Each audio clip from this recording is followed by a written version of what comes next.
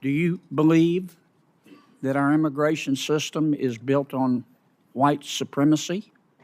No, sir. Well, you said it, Professor. Now, did you lie here, or are you lying to us today?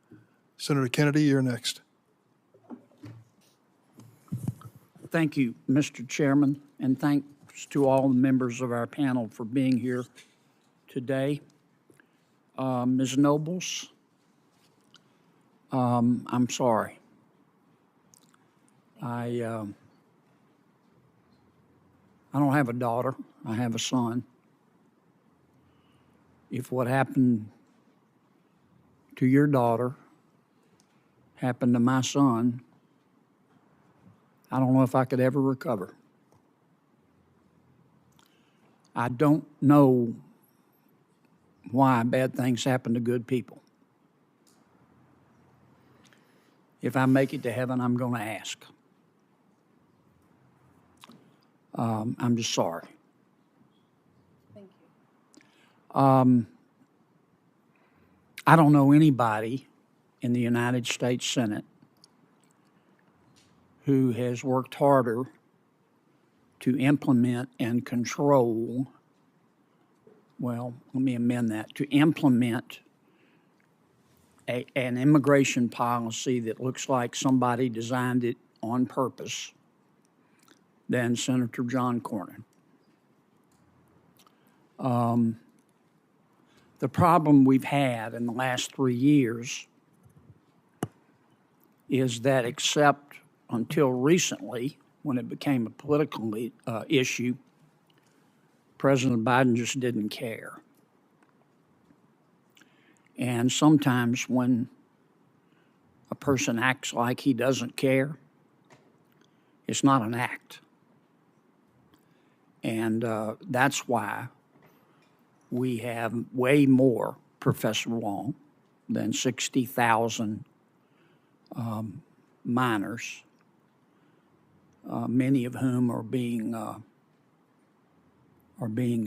trafficked, sexually trafficked today in our country. And I suspect you know that. Professor Wong, you're a professor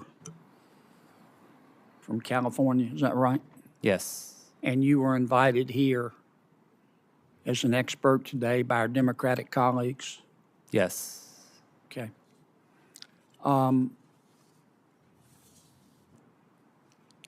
You're on the board of directors of the California Immigrant Policy Center. Is that right? Yes, it is. And I'm looking at your website. You and the center believe, I want to quote, if that's okay. According to you and the center, quote, the immigration enforcement system is built on white supremacy, economic exploitation, and criminalization, and must be dismantled, end quote. Is that correct? I'm not aware of that statement. Here it is, right from your website, and you're on the board of directors. Do you believe that our immigration system is built on white supremacy? No, sir. Well, you said it, Professor. Now, did you lie here, or are you lying to us today? No, I did not write that statement. That I'm on the board of directors of an organization called the California Immigrant Policy Center that advocates for legislative changes in the state of California to improve the lives of immigrants. I'm not aware of that statement. Well, you ought to go look at your website. Are you talking about my personal website? I'm talking about the California Immigrant Policy Center. Yes, I'm not aware of that statement on the board California you Immigrant sit. Policy You Center's say website. that the immigration enforcement system in America today is, quote, built on white supremacy. That's not my statement. Yes, it is. That's not my statement. You're on the board. It's built on economic exploitation and it's built on criminalization, and it must be dismantled. You also say, you in the center, that you want to, quote, strategically push ICE out of our communities across California, end quote. Wow. So an extensive body of research shows that interior immigration enforcement, to the extent that ICE partners with local police, has chilling effects across immigrant communities and their families. Did you listen to Ms. Noble's testimony? Yes, I did, with great concern. Yeah. You think getting rid of ICE is going to help young women not be raped and murdered by MS-13 gang members? Is that your answer to No, that's bringing not. justice to Mrs. Noble's daughter? Is to No. call her a white supremacist and say that she believes in economically exploiting people? No, that's not. You are attributing a statement to me that I did not make. Yes, sir, you did. It's on your website. Time has expired, Senator. I think it's inappropriate to call people liars in this hearing. I hope that we'll be very careful. The witnesses are under oath, and to say that they are lying is to accuse them of something close to a crime. And I think that term should be carefully used. Senator Hawley? Thank you very much, Mr. Chairman. Thanks to all of the witnesses for being here. Ms. Pacheco, if I could just start with you. Your organization, the Dream.us, you provide support for undocumented young people for college and career success. Is that broadly right? Am I getting it right? That's correct. And among the things you do is you provide scholarships to these undocumented students. Have I got that correct? That's right. And so college scholarships, just to be clear. Correct. Okay, gotcha.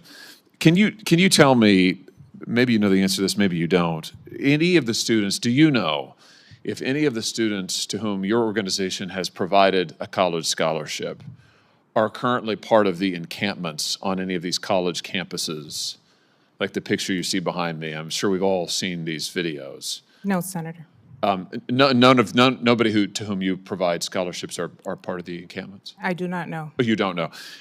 What about, do you know if any of the students to whom you provided scholarships have physically threatened Jewish students on campus? I do not know. Here's why I'm asking.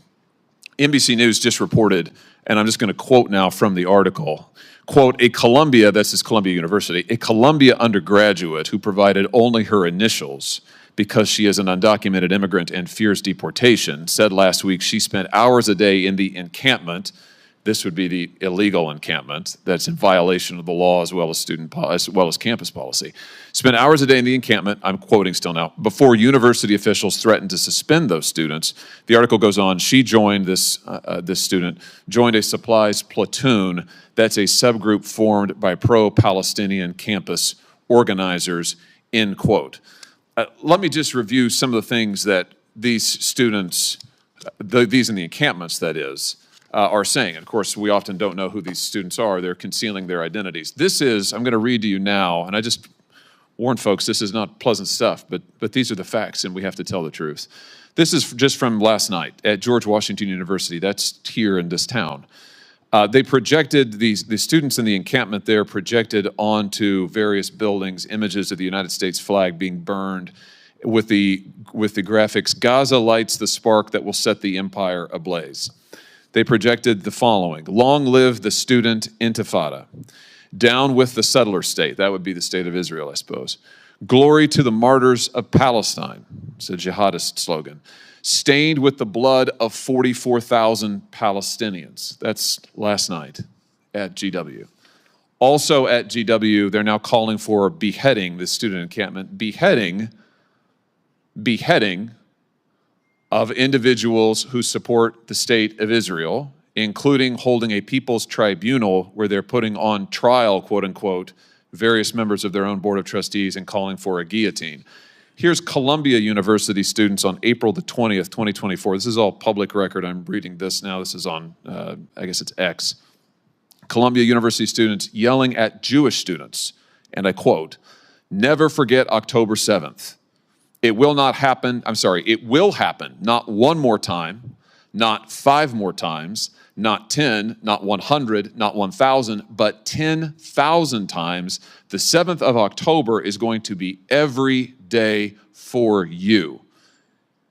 The 7th of October, this is to Jewish students, is going to be every day for you, end quote.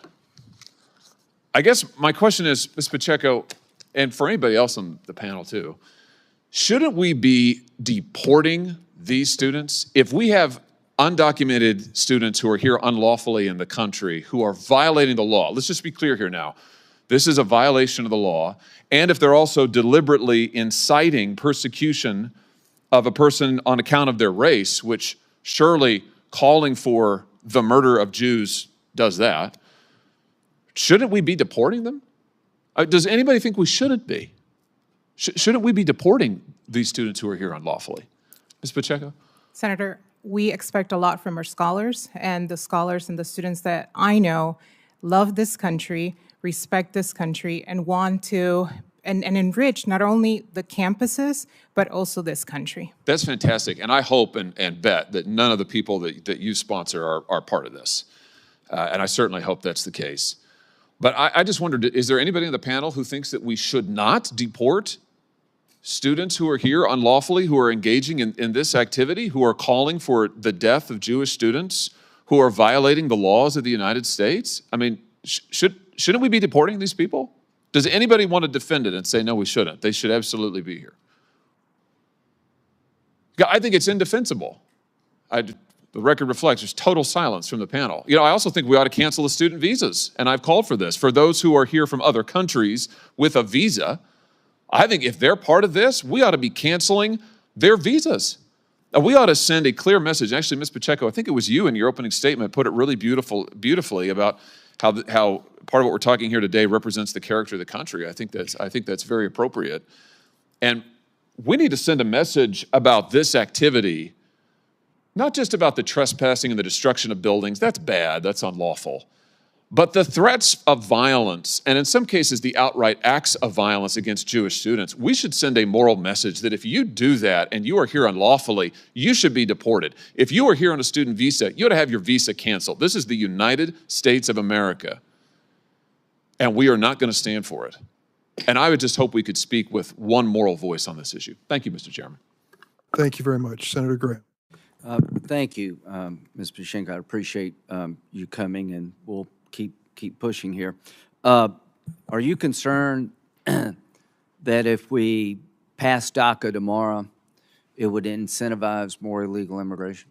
I'm not. It did not happen in 2012. That's fair. Ms. Vaughn, are you? Yes, I am, because we do know from experience that when Congress is talking about enacting an amnesty, when there's this general discussion It goes around the world. It goes around the world. I mean, look Okay. how many people know our policies. I got you.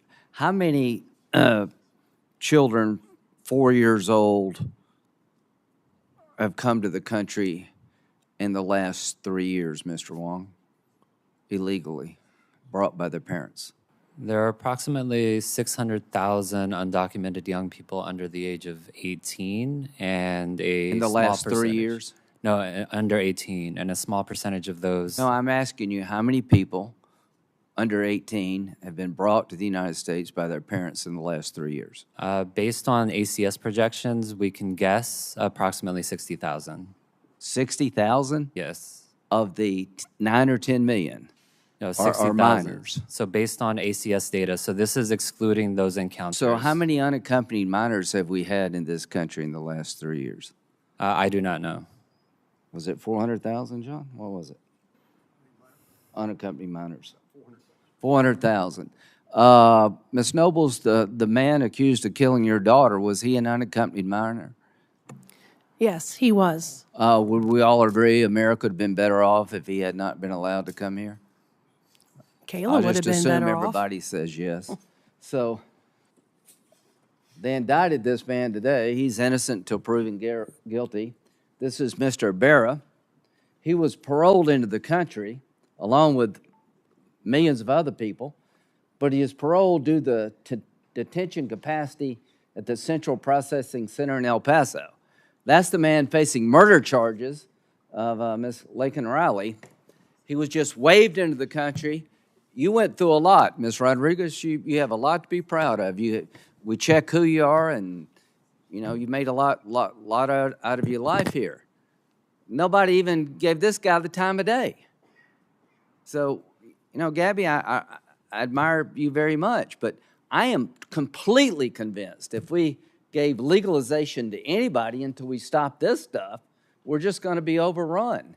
And, you know, here's the dilemma. You have very bright, hardworking people that I want to help that have been here for years. But now you've got tens of thousands of new 3, 4, 9-year-olds.